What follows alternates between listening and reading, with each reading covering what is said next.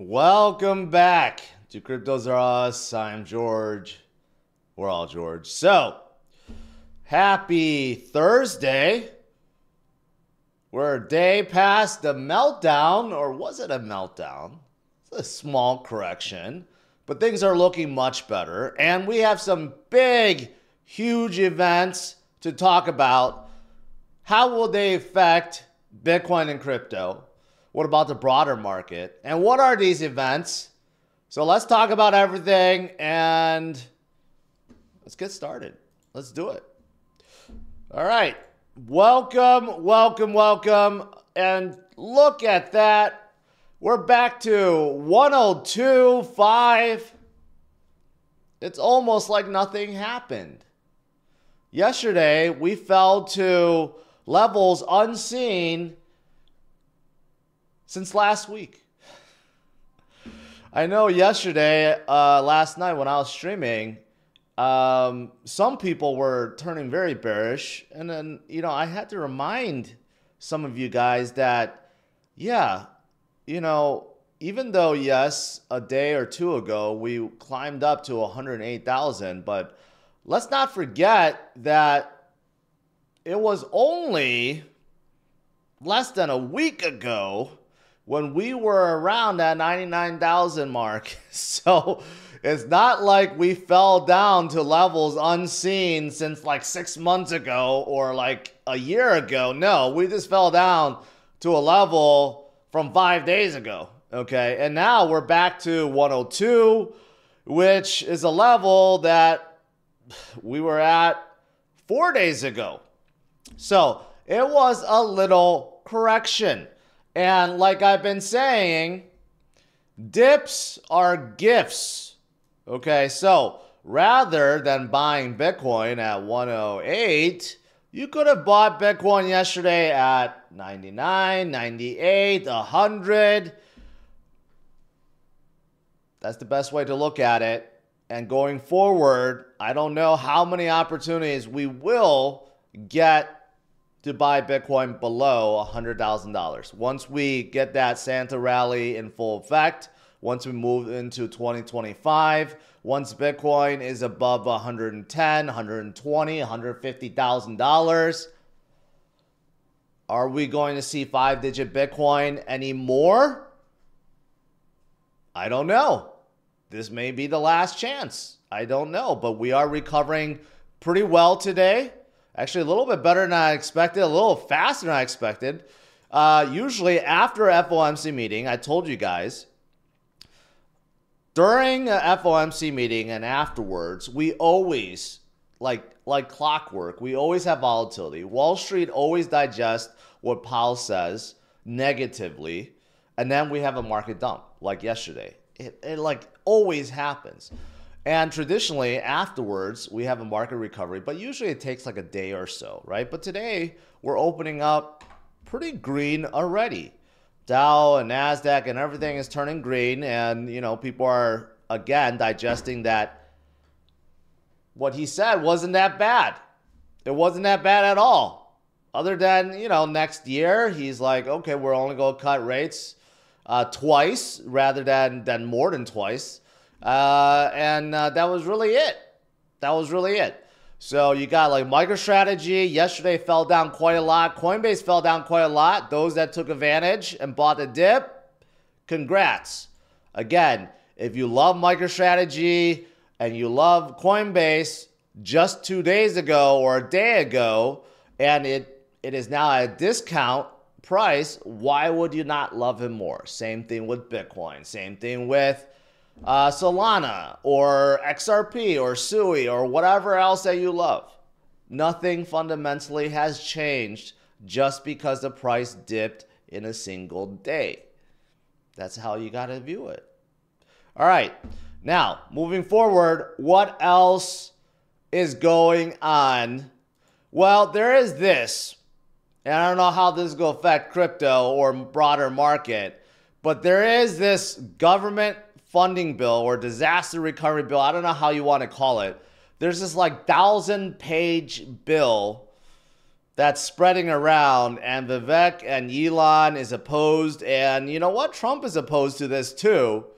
And this may cause a government shutdown in the US once again.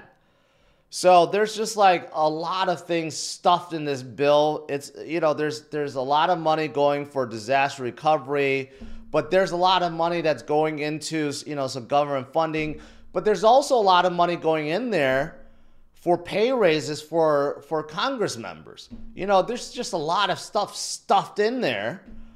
You know, this is part of what the Doge government Department of Government Efficiency, why Trump you know, appointed Elon and Vivek to head, is to stop this kind of stuff, right? Why Congress, their budget keeps ballooning is because they just like stuff stuff in there, including pay raises for next year into this bill.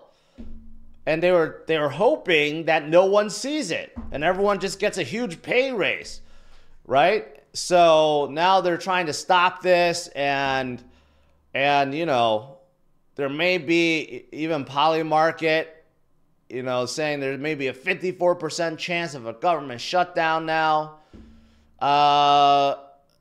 Yeah, so I don't know. I don't know what this is going to do. Last few times we had government shutdown, you know, markets didn't react well, but then it was like quickly resolved. You know, this is another thing that may be coming up. I don't know how serious it is, but you know, like this kind of stuff needs to be stopped, right? Like in the US, I don't know how it is in other countries, but in the US, it's like this is why people hate politics, people hate politicians and say everyone's corrupt, because, you know, a simple bill gets stuffed with all this extra stuff, and usually no one pays attention, and they just get like pushed through and voted upon, and then you got all this extra stuff and all this excess baggage, and you know, and that's how like things get like inflated, and that's why the budget is always over, and that's why we have to always overspend, overprint, and that's why we have endless inflation, and that's why we have Fed Chair Powell doing what he does, applying monetary policy, trying to curb inflation. Right? It's just the endless cycle. How about we just stop spending so much? Right? Let's just try stop spending so much for a change, instead of just spending irresponsibly and finding ways to make up for it later, right? Let's just actually balance the books instead as a government, but this doesn't seem like we ever do that. So anyways, moving forward, so that's a big event. I don't know what that's going to do. Hopefully there's not another government shutdown. But, you know, yesterday, obviously, we had a Fed rate cut, you know, caused kind of like a meltdown, but not really. Now we're recovering, so that's good. But you know what? Today, Bank of England surprised markets by holding a rate rather than having a rate cut. So three of the 9 members voted to cut rates. 6 were in favor of a hold. Interesting, because UK also saw their inflation go up. So we'll see. We'll see. Now we're starting to see inflation tick up a little bit around the world. This is an interesting development. Okay. Economies around the world not doing so good, but inflation is ticking up. So the central banks kind of faced with a difficult situation. Do they continue to cut rates or do they hold? Right? But they can't hold if the economies are doing bad. So what do they do? You know, they're kind of stuck in between a rock and a hard place. That, you know, that's what the FOMC meeting, that's what Powell is saying, you know. They had to cut, but they were kind of wondering if that was the right decision, right? So I guess we'll see. We'll see. We'll see moving forward, right? What other central banks do around the world. But, you know, overall, like I said, it's irresponsible spending. We need to find ways to stop that. Ultimately, inflation is going to keep on going if governments around the world do not find ways to balance their books. If they don't, then inflation will be forever. And, you know, if that's the case, then we just need to spend our money and buy something better, like Bitcoin. We need to hold hard assets like Bitcoin, right? We need to find something that won't be artificially inflated to nothing, or debased to nothing, I should say, right? So that's what we want. All right. Outside of these macro stuff, what else is there? We have a ton of big purchases, okay? Now everyone is following Saylor's plan, especially the miners. HUT8, a big miner, just purchased $100 million worth of Bitcoin. 100 million. That's not chump change. They purchased it today. At least they announced it today. 990 Bitcoin at an average price of $101,000. Okay, so they're still up, considering Bitcoin's at 102, right? So $100 million. Like I said, these guys are not going to stop. Retail investors, the ones that panic sell, the ones that get worried about Bitcoin dipping to levels unseen since 5 days ago, they're just going to sell to these guys that they're just buying hundreds of millions or billions at a time, right? The retail investors that may hold just a few, they're giving up their life-changing wealth to these guys. What's the point of that? You got to save it for yourself. These guys have endless money to buy, right? Mara just raised $1.9 billion and purchased $1.5 billion worth of Bitcoin at $98,000. That's a really good buy. Really good buy. So now they hold 44,394 Bitcoin. Again, they didn't even buy 100 million. They bought $1.53 billion worth of Bitcoin, right? So again, while retail investors, or some, not all, a lot of you guys, you're not panicking. You're DCAing all the way. While some are worried about a little dip, others are not. They continue to buy and buy and buy. Even with yesterday's little dip, right, the ETF inflow was still positive. Do you notice since November to December, we haven't had a single negative outflow day? Every single day has been in the hundreds of millions of inflow. Even yesterday, you would figure we would have a negative outflow day, right? When everything was collapsing. No, that's not what we had. We had a 275 million day. Right? So it's like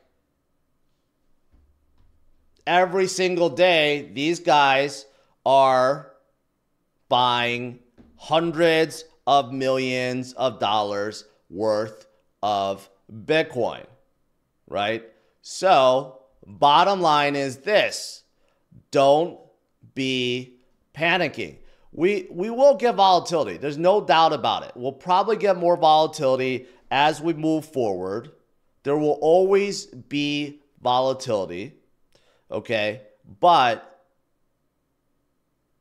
we are going to head a lot higher. That's the thing, right? We will always have volatility. And I think we're having some volatility right now. A little bit. We're down to 101, right? A little bit. But you know what? With these guys that are purchasing this much,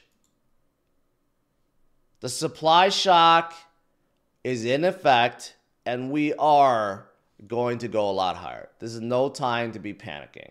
Not one bit. Okay? So the best way to think about it is, like I said, dips are our friends. Dips are gifts. So if you're looking at the last few things I'll say about Bitcoin, if you're looking at it from a bigger chart perspective, Bitcoin is holding above this 20 EMA, which is pretty significant. Even we dip below, but still, it's been like this kind of like support level. As you can see, it's like a short-term support level. And every single time we seem to bounce right back up from it. But here's something else too. In the past, we have seen shakeouts like this before when we have rate cuts, right? Like sometimes we just get, like I said, these FOMC meetings, Wall Street tends to like exaggerate. A lot of times when Wall Street like hears Powell speaks, they just get fearful, right? Because Wall Street is supposed to be they're supposed to forecast the future. So they try to read in between the lines very hard.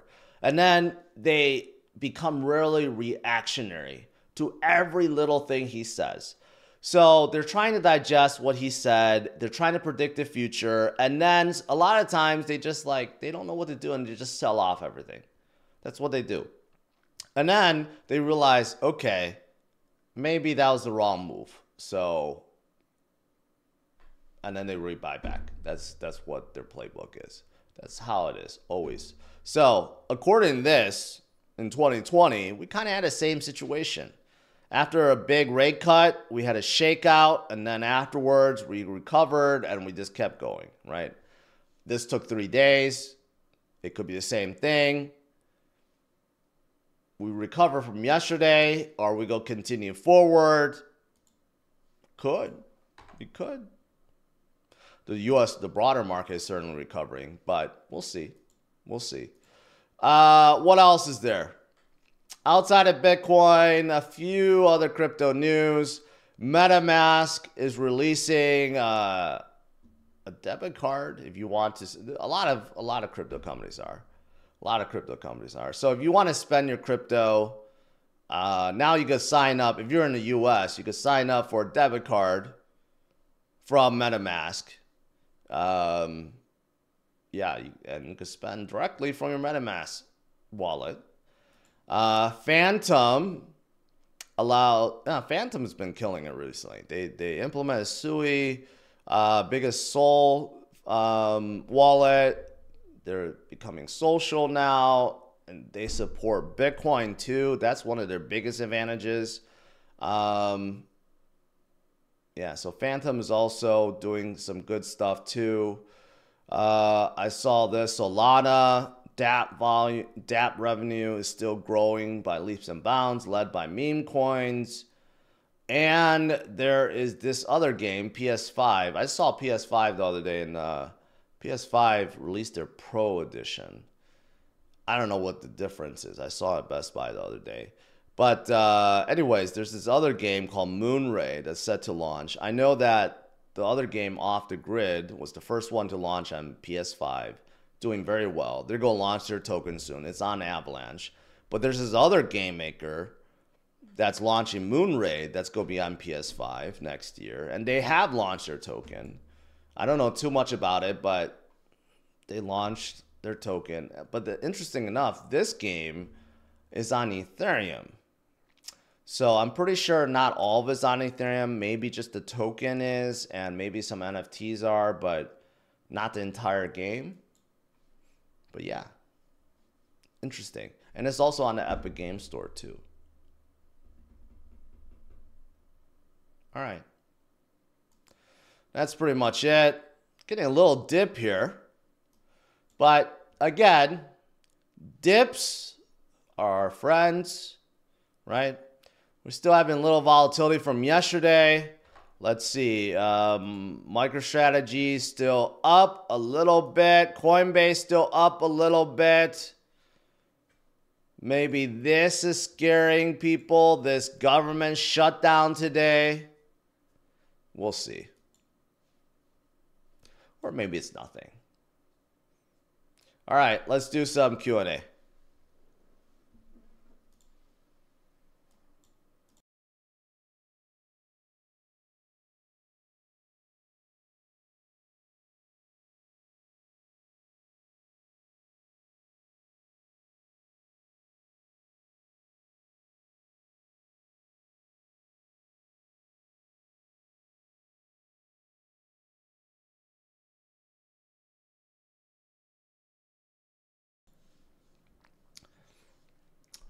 Omar. Is it Omir? Omir or Omar? What percent are you in stocks versus crypto? It's like 5% versus 95%. Anything index funds? No. It's too slow for me. It's all like Coinbase and MicroStrategy and some in Robinhood versus all crypto.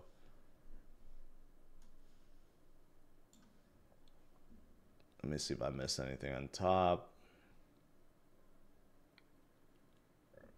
Let's see. What happened to HUT8? Ever since that Spaces with CoffeeZilla, did she just disappear?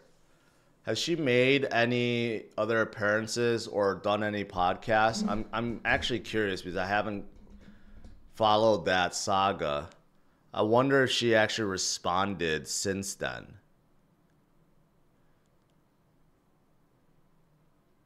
Yeah, so I'm just really curious, like, if she's responded since then.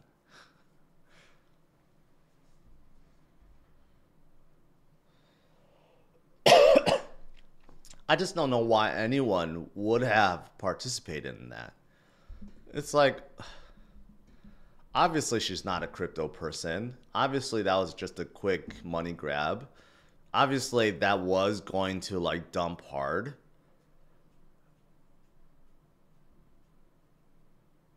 So it sounds like she hasn't responded.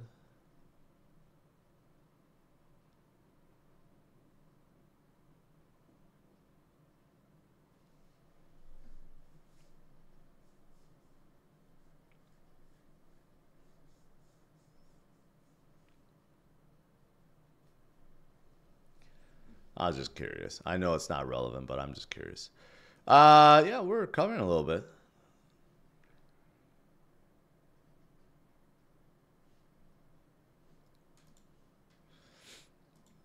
Sui is let's see.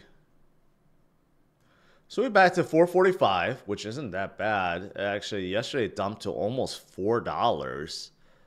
That's a good 10% recovery. And then you got XRP, you know, after the stablecoin launch, it's holding pretty well. 235, that's not bad. Cardano's a little bit weaker. Cardano, we haven't heard much from it. It's a little bit under $1, 95 cents. I'd say that's a pretty good pickup. Like right around here. It got as high as 130. And then some of the others like Lido. Man, Lido took a big dip right here. It was as high as 250. Now it's about 170. I think that's a pretty good discount right there. Same thing with Ondo.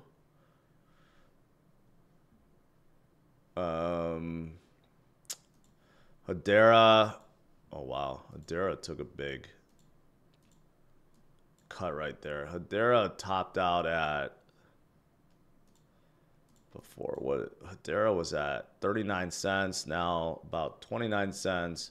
Link was at $30, $31, $20, $24. These are steep discounts right here, guys. Solana was at 260 something, now at 206. Great discounts to be had right now.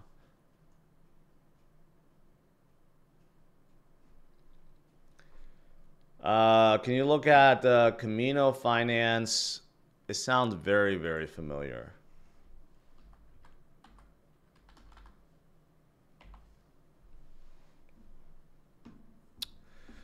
Horrible token economics. Market cap of 250 with an FDV of 1.82 billion. They only released 13% of their supply, man. Jared. That's not good at all. They have a ton of tokens waiting to be unlocked. So right there, don't view it as a $250 million project. You got to view it as a $2 billion project. So don't get confused. Don't be fooled by that, okay?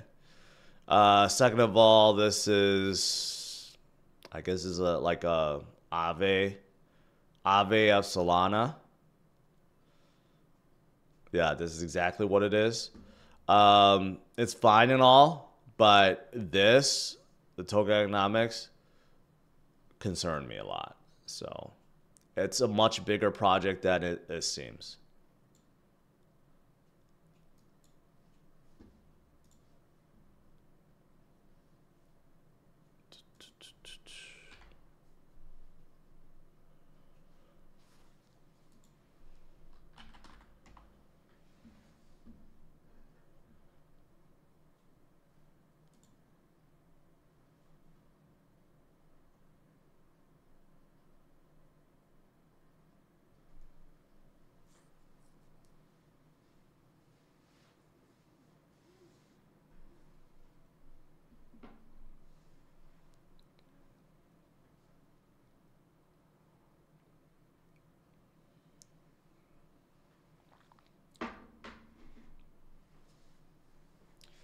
Look at a new ETH gas news. ETH might have a way to scale. No, it doesn't.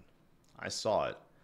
Raising the gas only lowers the fees by 15 to 33%. That doesn't help it scale as competitively as the L2s or any of the other L1s. It's just a stopgap.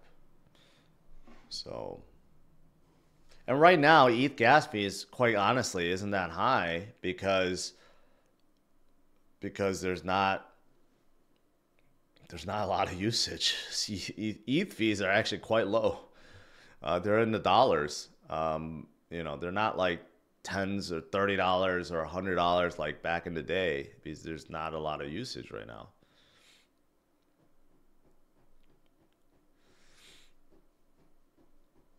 I don't have a lot of thoughts on Supra.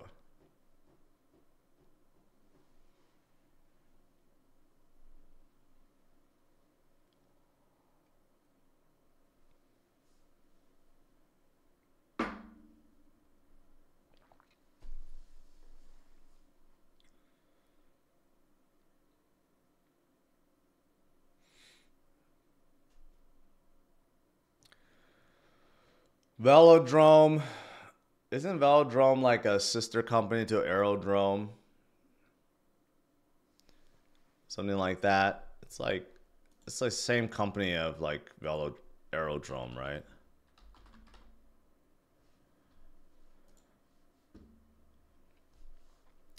Yeah, it's just they're on Optimism. It's a DEX. I don't even, honestly, I don't like Aerodrome, so I'm not gonna like Velodrome. Aerodrome is the biggest DEX on Base. Velodrome is probably one of the biggest DEXs on Optimism, if I had to guess. Neither one, I don't think either one is necessary because all these L2 tokens can be on Uniswap. So I just don't see the need for any of them.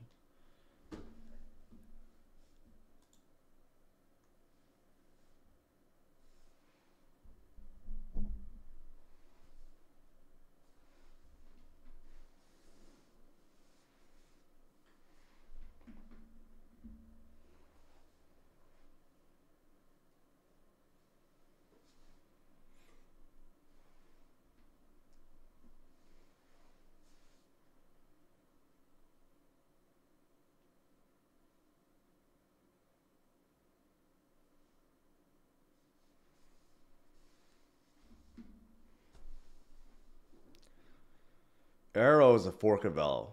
Okay, interesting. I didn't know. I thought they were like the same company, sister companies, or sister projects, but that makes a lot of sense. What about Jupiter? Still bullish? Yes.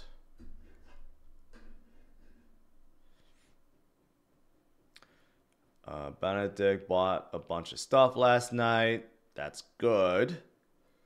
Jupiter is still the best DEX that I've ever used. Well, it's a DEX aggregator, but still is the best one I've ever used. There hasn't been one that is as good so far.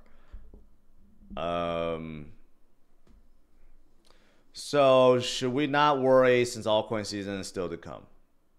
It's not going to come. Every cycle, altcoin season comes at the tail end of the market, which is going to be the second half of 2025. Every single cycle. That's how it's always been. Have any faith in ICP? No. Zero. No faith in ICP. Chainlink's still strong. I still think Chainlink is an awesome project. It certainly has cooled off a little bit. That's a good thing. It was just way too hot. It was way too hot, but still. Awesome project, sitting at number 12. So you really can't complain. Up 108% in the last 60 days. Again, can't complain about that, right? Neck and neck with Avalanche. I love both of those projects. So I'd say good discount right now, considering they were just at $31 just a few days ago.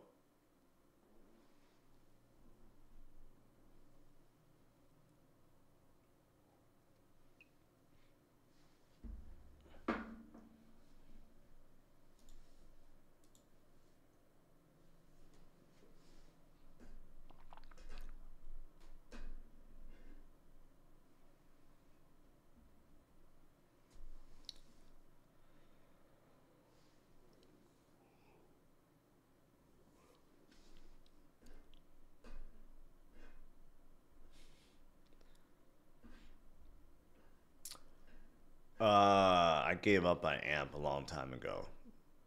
No one uses them. Every partner, every retail partner they had has gone bankrupt already. So yeah, not something that I like anymore. Do you think the rest of December will be bearish? No. No, I don't.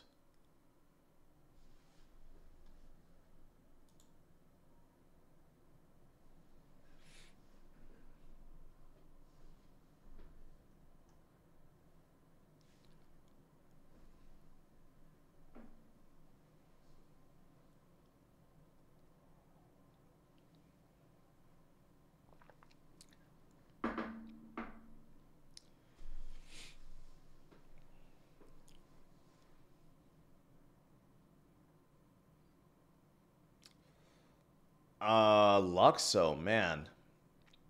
I was high up on Luxo before because of Fabian, but man, it took them forever to come out their mainnet, and they just got lost in a sea of other L1s. I don't really hear anything about them. You know, they were also coming out with a new standard for NFTs, and NFTs also are not hot anymore, so I have no idea. Yeah, 75 million. They really haven't done much. Yeah, there's just kind of lost. And they were trying to get into the fashion industry, which is kind of a weird niche to get into.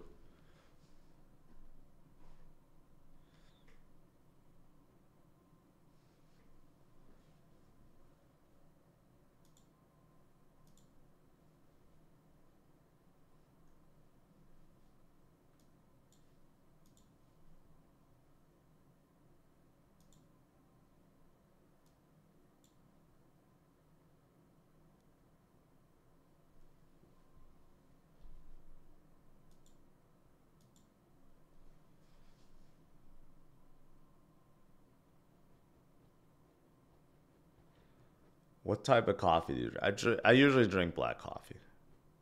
I used to just like go with cream and sugar, but now I just drink black coffee.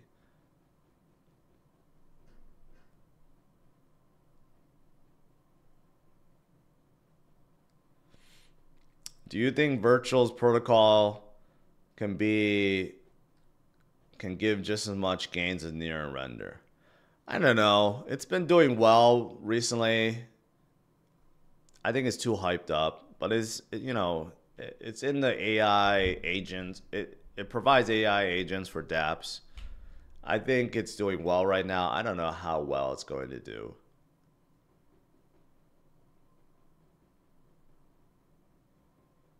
Um,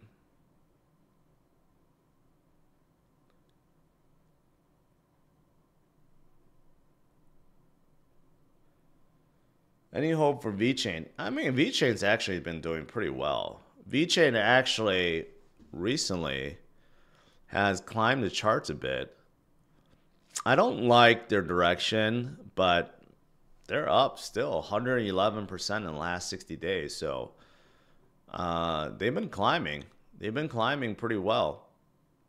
But, they just need to do more like retail stuff. Rather than focus on sustainability, they need to do more like DeFi, DePIN, AI, something, gaming, anything that's like retail focused. They just haven't really done any of that.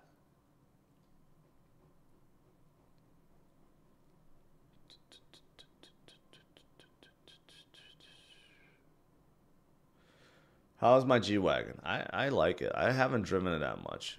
For the most part, I just still drive my Tesla. It's easy to just drive and plug in after I'm done.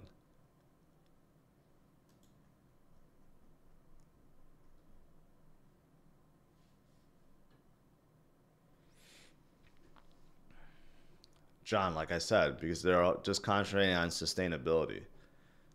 All they all they concentrate on is their better system, which is just helping people pick up garbage around the world. That's like their new focus, which is great. If it's a great cause, which is great, but that seems to be the only thing they concentrate on.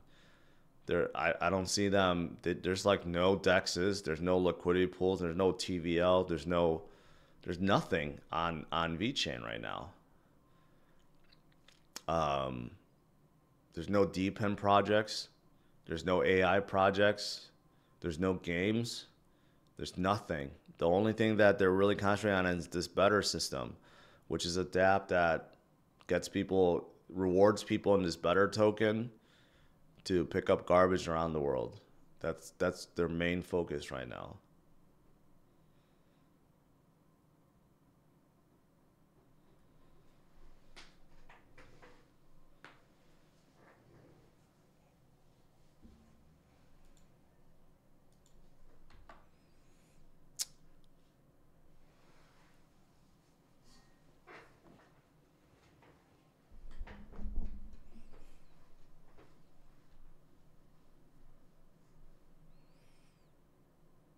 Oh, I know why.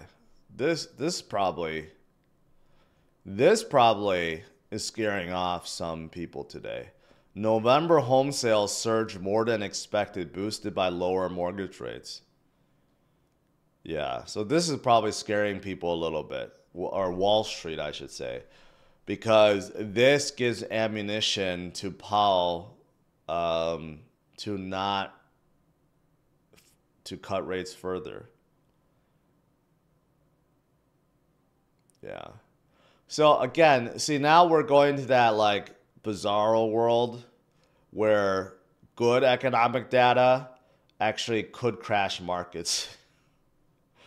I hated that time period. Like a lot of it was like during like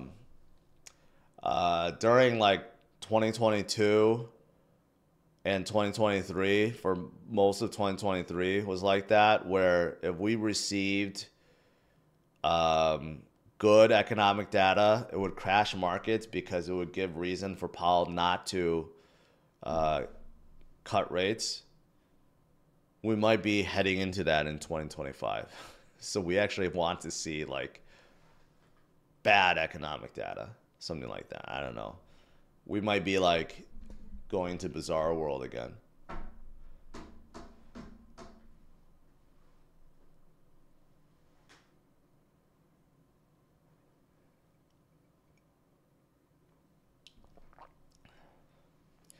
Yeah, I can't possibly see that mortgage rates have lowered that much.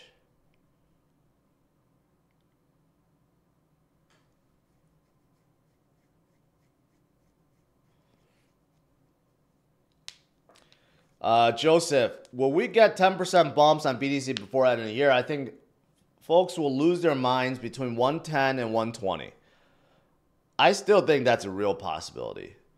Before the end of the year, we usually get a huge bump. A huge bump. So I think people need to understand that things move very quickly. Just because what happened yesterday doesn't change things, okay? Remember, once we broke through that 104 mark, we went to 108 within days, right? So once we get back, we could go from 108 to 120 in like days too. So we'll see. The Santa rally could be right around the corner.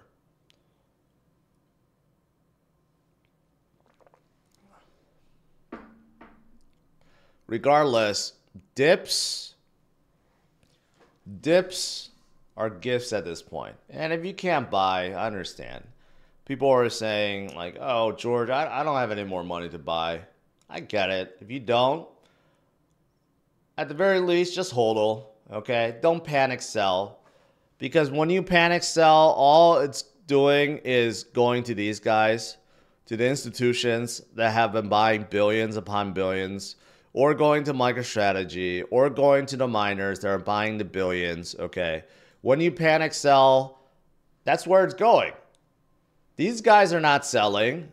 Even yesterday, when we had a big, correction, the ETF still had a positive 275 million day. Right? They're not selling. So, at the very least, don't panic. Okay? Just continue to hodl.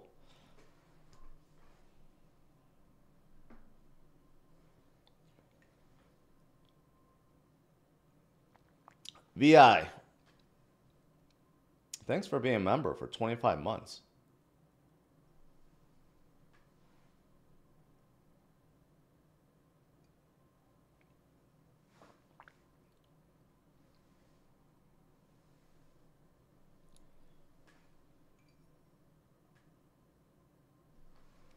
Let me show you guys something in case you guys are worried here.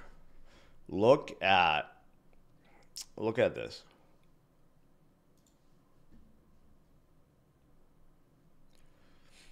All right.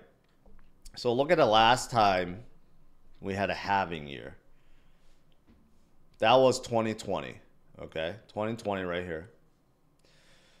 We ended the year October plus 27%, November plus 42%, December plus 47%, and then what happened in the next year?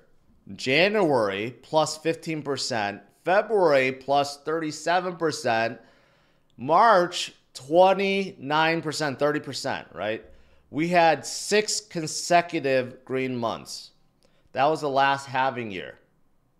And that carried into the next year. So this year so far, we had 4 consecutive months, but that could very well carry into January, February, and March of next year. It does not mean that, hey, if this year ends, January all of a sudden becomes a negative month. No. January, February, and March can also be very green months. So just keep that in mind.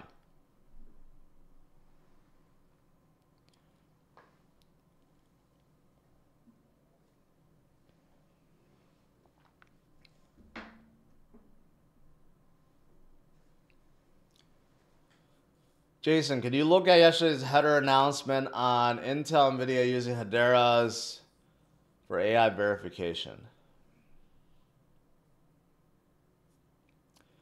Not right now. I'll try to find it for tonight, I guess.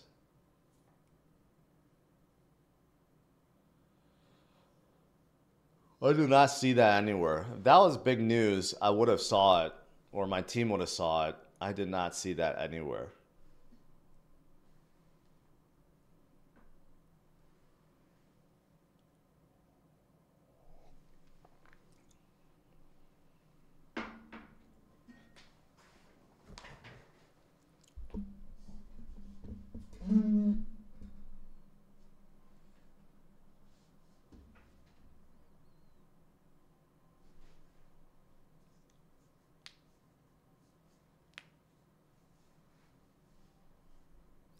Man, it would be crazy. The last few weeks, the last week, even this weekend.